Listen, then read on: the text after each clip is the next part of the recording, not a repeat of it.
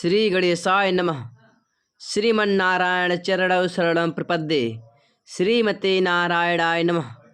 माघ मास की पवित्र मन चाहा वर देने वाली, हर मनोकामनाओं को पूरा करने वाली पवित्र पौराणिक कथा और महत्व मोटिवेशनल कहानियाँ 86-30 के माध्यम से हम आप लोगों को संपूर्ण अध्याय सुनाने जा रहे हैं। माघ मास का महात्म, दूसरा अध्याय। राजा के ऐसे वचन सुनकर तपस्वी कहने लगा कि हे राजन, भगवान सूर्य बहुत शीघ्र ही उदय होने वाले हैं, इसलिए यह समय हमारे लिए स्नान का है, कथा का नहीं। सो आप स्नान करके अपने घर को जाओ और अपने गुरु श्री वशिष्ठ जी से इस महात्म को सुनो।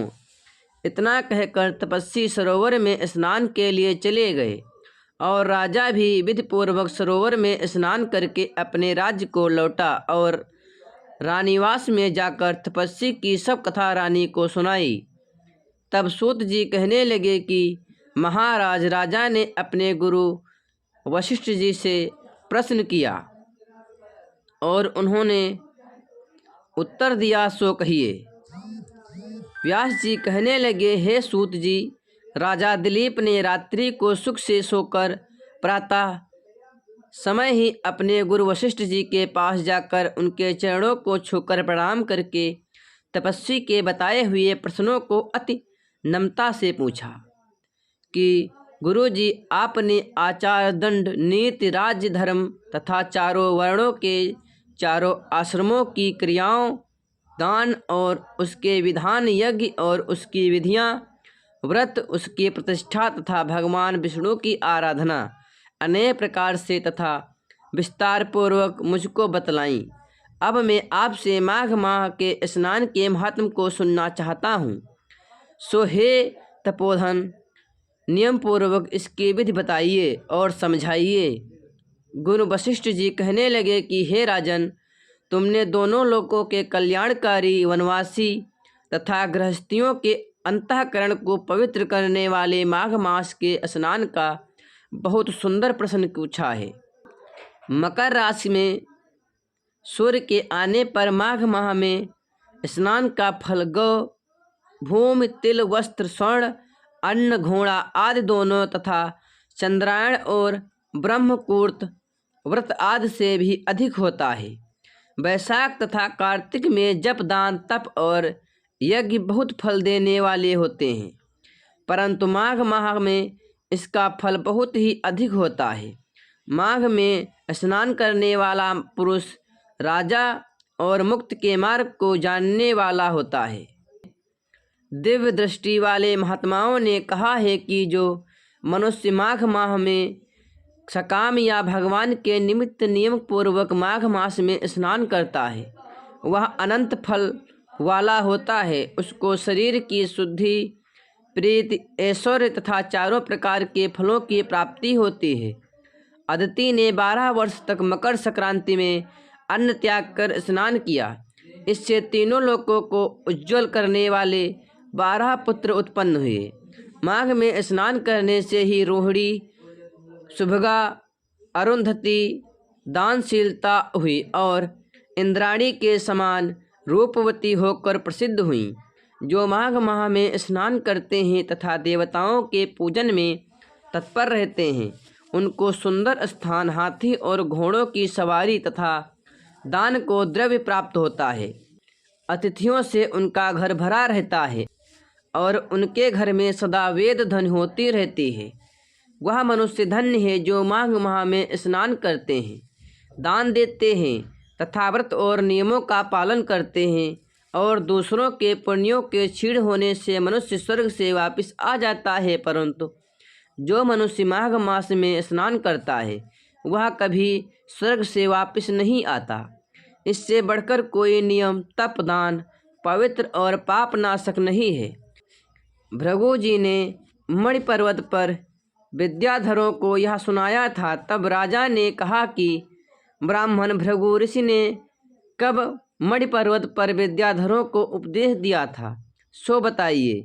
तब ऋषि जी कहने लगे कि हे राजन, एक समय 12 वर्ष तक वर्षा न होने के कारण सब प्रजा क्षीण होने के कारण संसार में बड़ी उद्विग्नता फैल गई। हिमाचल और विंध्याचल पर्वत के मध्य का देश निर्जन होने के कारण श्रद्धा, तप तथा स्वाध्याय सब कुछ छूट गए। सारा लोक विपत्तियों में फंसकर प्रजाहीन हो गया। सारा भूमंडल फल और अन्न से रहित हो गया। तब विंध्याचल से नीचे बहती हुई नदी के सुंदर वृक्षों से आच्छादित अपने आश्रम से निकलकर श्री भृगु ऋषि अपने शिष्यों सहित हिमाचल पर्वत पर गए।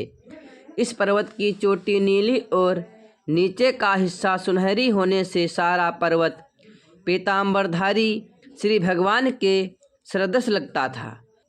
पर्वत के बीच का भाग नीला और बीच बीच में कहीं कहीं सफ़ेद स्फटिक होने से तारों से युक्त आकाश जैसी शोभा को प्राप्त होता था।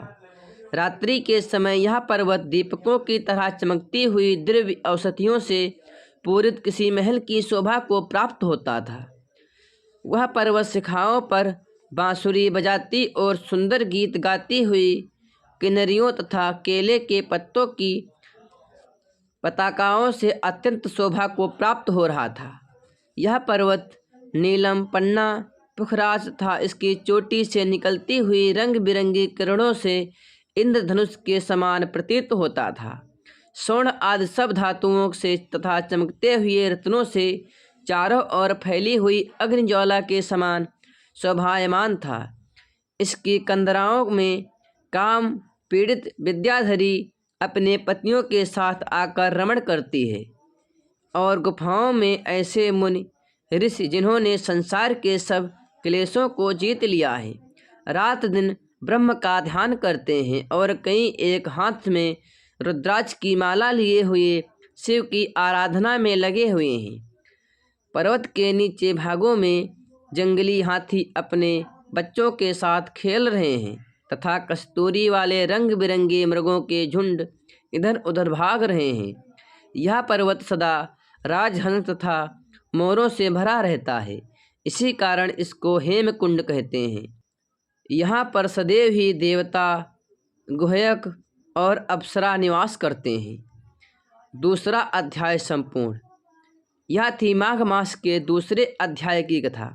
आप लोगों को कैसी लगी कमेंट के माध्यम से हमें ज़रूर बताएं और यदि चैनल पर नए हैं तो चैनल को सब्सक्राइब करें। इस चैनल में सभी हिंदू धर्म से जुड़ी पौराणिक कथा और व्रत त्योहार की जानकारी प्रदान कराई जाती है। प्रेम से बोलो लक्ष्मी नारायण भगवान की जय हो, भोलेनाथ शंकर भगवान, माता पार्वती की जय हो। जय श्री गणेश।